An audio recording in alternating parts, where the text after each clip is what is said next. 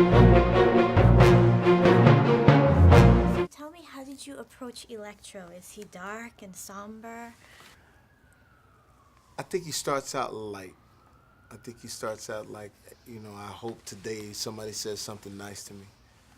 Um, and then all of a sudden he meets Spider-Man and he lifts. Spider-Man says his name, brings him up. Like no one ever says his name.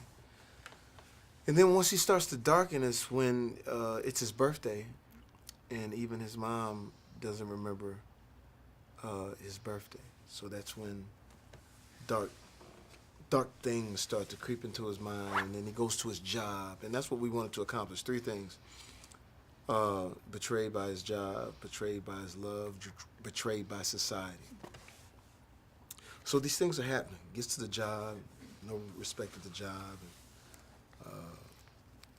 Miraculous thing happens at the job, and then society shuns him automatically. So once those three things are tripped, when he turns into Electro, we sort of understand now where he's coming from. We know why he's so upset, because he's been dealt, just a horrible hand, And so when he turns into Electro, now it's pure darkness.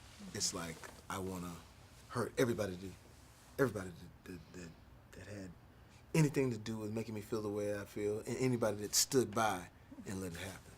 Did you seek inspiration about him from the comic book or TV show? A couple of things.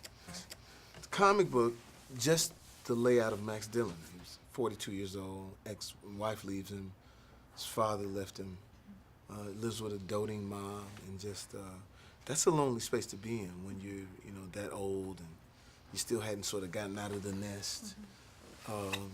And then as far as just the villain aspect of it, Mr. T and Rocky, when Mr. T was being disrespectful to Rocky's wife, and then Frankenstein, when Frankenstein was just so misunderstood and people didn't understand what was going on, and so bringing those little, those little jewels, and then finding things on the set to just, fine tuning.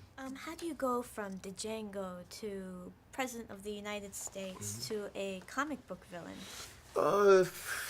A good team, to be honest. A good management team and a good agent. Rick Yorn, my manager, and Jim Toth, my agent, have done spectacular in sort of setting up, things. And then Amy Pascal, Doug Belgrade at Sony. These have all been Sony movies, so I'm really, grateful to be able to be in them. But it feels good to be able to sort of stretch, stretch the acting muscle. You play Django, then you play White House Down, Caucasian House Down. And then you go from there to Spider-Man, and then you go from Spider-Man to Annie. So it's,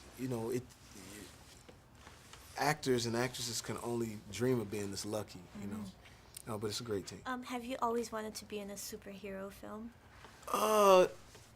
Yeah, I've always wanted to, and I've always wanted to. Still got my fingers crossed to play a superhero that I've just followed for the longest, and that's Spawn. And it's a sort of a story that's sort of laying in wait, but who knows? But I definitely enjoyed this process.